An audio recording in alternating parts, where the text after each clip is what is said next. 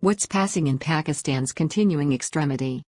Indeed, by the norms of Pakistan's constantly unstable politics, the last 10 weeks in the country have been exceptionally turbulent. Pakistan has a new government as of April 11 after Imran Khan was forced out by a vote of no confidence. The weeks leading up to the vote, from the form of the stir on March 8 to the vote on April 10, were dramatic and full of conspiracy. Now, the country is in a profitable and political extremity. Shehbaz Sharif's new government has been in a state of decision palsy and is floundering to find its footing, while the ousted High Minister is leading rallies across the country attacking the government's legality and calling for fresh choices. At the same time, Pakistan is also in the grip of an acute climate exigency. It's not only political temperatures that are spiking, an unknown heat surge that has enveloped Pakistan for weeks. The fall of Khan's government. Pivotal to the current extremity is understanding how Khan's government fell. While Khan was Pakistan's first High Minister to be ousted by a no-confidence vote, he joined each of his forerunners as High Minister in not last 5 times, the length of Congress's electoral term, in office.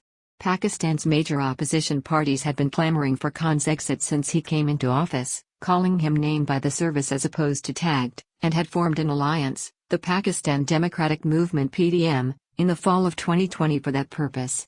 This spring, the opposition gained traction. On the face, the opposition criticized governance and profitable failures under Khan.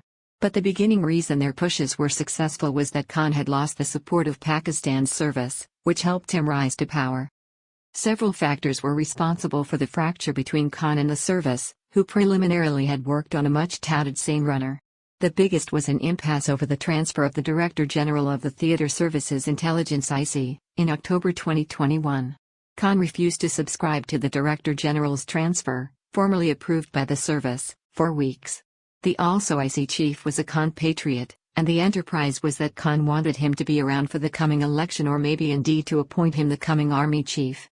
Once Khan lost the service's support, through the service said it had come neutral, space was allowed for the opposition to make their moves. 2 small parties confederated with Khan in the ruling coalition switched to the opposition, enough to deprive him of his razor-thin maturity in the National Assembly. Khan incubated a conspiracy proposition to condemn his government's collapse, professing, without substantiation, U.S. governance change for following an independent foreign policy, and claiming original abettors were responsible, claims that Pakistan's National Security Committee has rebuffed. But Khan and his abettors have also indicated to the service are responsible for his exit, occasionally in veiled language and occasionally pointing fritters more directly at the neutrals, as they now relate to the service. In so doing, they're testing the limits of a political battle with the service, retreating only when it pushes back on their claims. And violent polarization. Khan has used his ejection to intoxicate his sympathizers. Day after day, in huge rallies across the country, he calls the new government an imported government and the new High Minister a High Minister. Khan has used his rallies and interviews to command media attention and argues that as governments fall, return to power the loose politicians that are responsible for Pakistan's problems. His sympathizers, numerous of them middle class, youthful, and civic, and furious at what they see as Khan's unceremonious, orchestrated ousting, repeat his words on social media. With this narrative of grievance, Khan aims to undermine the new government's legality. His party abnegated from Congress and he's calling for fresh choices. He now plans to lead a freedom march to Islamabad, probably latterly this month, to further press the government for choices. By discrepancy, sympathizers of the parties that constitute the government see Khan's exit as having passed democratically and see his politics as dangerous. Pakistan moment has echoes of the post-January 6 moments in the United States, a polarization so deep that each body sees no validity in the other's arguments. Khan's sympathizers in particular mistrust anything the new government or the service says. In recent weeks, politicians from each side have also resorted to using religion to attack the other side, dangerous in a country where the weaponization of religion can spell a death judgment. The new government, led by the PML and Shehbaz Sharif, faces redoubtable challenges, and not just from Khan. Shehbaz's family, 3-time former High Minister Nawaz Sharif, who was deposed in 2017 on corruption charges and now lives in London, still exercises outsized control over the party, and indeed the government. Shehbaz, a 3-time former Chief Minister of Pakistan's largest fiefdom of Punjab, has throughout his political career played alternate swindle to the further attractive Nawaz.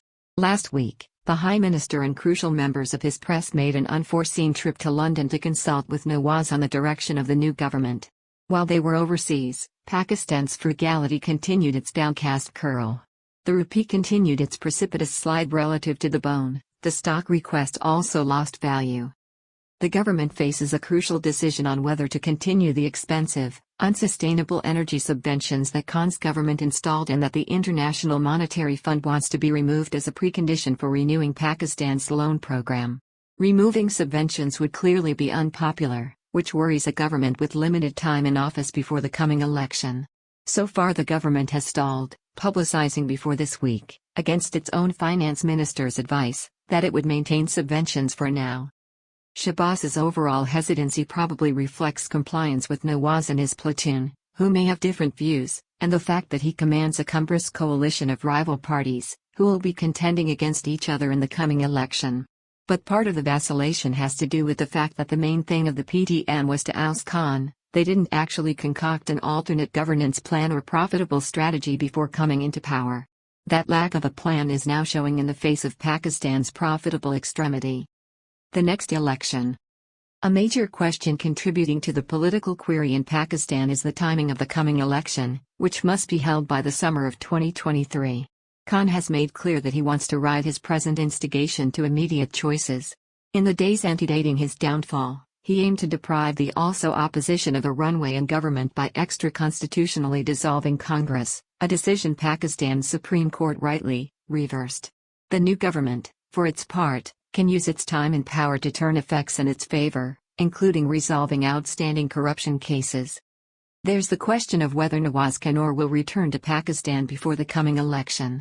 However, that could boost the PMLN's base, but if he doesn't face execution on his return, if he does, the PMLN also faces considerable hurdles, including a profitable extremity that's incompletely shaped by exogenous factors, a hassle over power in Punjab, and a chairman who belongs to and is pious to Khan's party. The coalition government this week has said it'll not go to early choices. Former chairman Asif Ali Zardari has claimed that choices not be held before Congress can take over electoral reform. Whenever the coming election is held, it's far from clear what the outgrowth will be.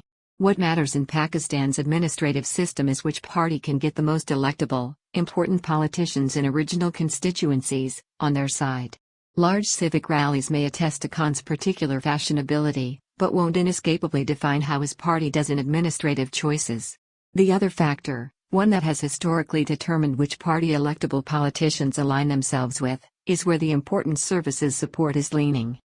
The bottom line. That brings us to the nethermost line.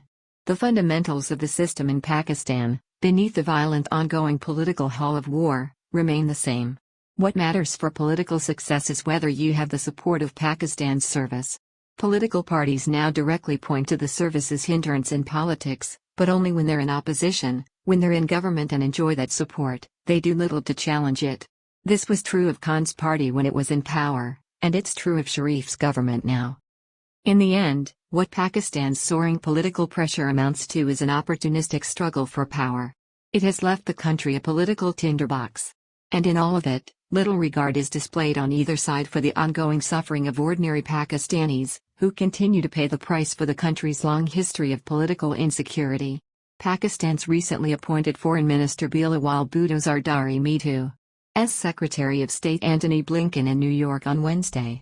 During the meeting, both leaders reaffirmed the need to strengthen broad-grounded and comprehensive ties. After the meeting, Bhutto Zardari took to Twitter to advertise that he'd had a veritably productive meeting with Blinken on issues impacting indigenous peace and security including Afghanistan. We bandied expanding cooperation in trade and investment, energy and climate change, health and education, IT and tech and husbandry. The significance of trade over aid. We'll continue cooperation in defense and CT sectors, Bhutto Zardari wrote. Also, in his brief commentary to the media, Blinken said that the meeting with Bhutto Zardari represented an important occasion to talk about numerous issues of collective interest. We want to concentrate on the work we are doing to strengthen profitable and marketable ties between the United States and Pakistan, of course, concentrated on indigenous security, he remarked. In a separate statement, too. State Department said that the meeting between the two leaders affirmed the participated desire for a strong and prosperous bilateral relationship. Enjoying this composition? Click then to subscribe for full access. Just $5 a month. The Secretary and the Foreign Minister bandied expanding cooperation in climate, investment, trade, and health as well as people-to-people ties, the statement said. The high-position engagement comes after a time-long turbulent phase in the bilateral relationship. Former Prime Minister Imran Khan U.S. outlook and review of Washington's indigenous programs undermined bilateral ties greatly. Khan's review of U.S. President Joe Biden's decision to indicate $7 billion in Afghan finances held in U.S. an apparent turndown to offer military bases for counterterrorism operations in Afghanistan, among other developments, nearly brought the relationship to a deadlock. Also, Khan's government made it worse by not censuring Russia for the eruption of Ukraine. The relationship broke down further when Khan decided to visit Russia in the dusk of Moscow's eruption of Ukraine. This annoyance redounded in Washington, making it clear to Pakistan's policy-making circles that under Khan's government, the bilateral relationship wasn't going anywhere. The issue of the so-called trouble letter that Khan has been using in his rallies to charge his political base is nothing further than a reflection of Washington's displeasure over the direction of Pakistan's foreign policy under the Pakistan Tehreek-e-Insaf (PTI) government. This dip in the bilateral relationship came at a time when Pakistan's fiscal stability was in severe trouble and arguably needed the support of the International Monetary Fund (IMF) and Western centrals. Numerous in Pakistan's policy-making circles believe that Pakistan's weakened ties with U.S. are one of the crucial reasons for the IMF's tough conditions for Islamabad. The new government in Pakistan is being seen by the country's leaders, particularly the service, as an occasion to reverse the broken relationship with U.S. and its abettors. Under the new government, Pakistan has formally espoused a new position on the issue of the Russia-Ukraine conflict, a commodity that Washington has asked for months. Also, there appears to be a consummation in Islamabad that the country cannot hope to make profitable and political relations with Russia at the cost of its formerly established ties with the United States. For case, the maturity of Pakistan's exports and profit come from Western centrals or countries that are confederated with Washington. Pakistan cannot go to undermine all this by pushing a foreign policy direction that has no profitable or political standing at the moment. Last month, Pakistan's army chief tried to amend this misstep under Khan's government by saying that the good army weave moment is largely erected and trained by U.S. The stylish outfit weave is an American outfit.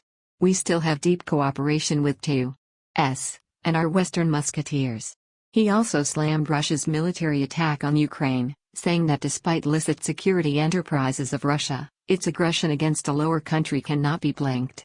Pakistan has constantly called for an immediate checkfire and conclusion of the conflict. The change in government and Islamabad's combination of Russia's eruption of Ukraine has been eaten by the Western Central. We may see Pakistan's fiscal troubles easing in the coming days as far as Islamabad's accommodations with the IMF are concerned. Secretary of State Blinken's mentioning of the trade relationship with Pakistan is a suggestion that Washington is probative of Pakistan's sweats to stabilize its frugality. It's important to note then that last week, U.S. State Department said that Washington won't let propaganda, misinformation, and intimation, lies get in the way of any bilateral relationship. Arguably, the statement was meant to reject allegations related to Washington's alleged part in the ouster of Khan's government. Still, it's too early to say if this new engagement will change anything ambassadorial between the two countries. It's doubtful that a change in government in Pakistan will alter the United States' security concentrated and transactional view of the relationship with Islamabad. We may still see Washington burdening Pakistan with its prospects related to counterterrorism operations in Afghanistan. In any case, the fresh engagement between the two countries is an encouraging development, allowing both countries to take a break from the tumultuous last time of derailment under Khan.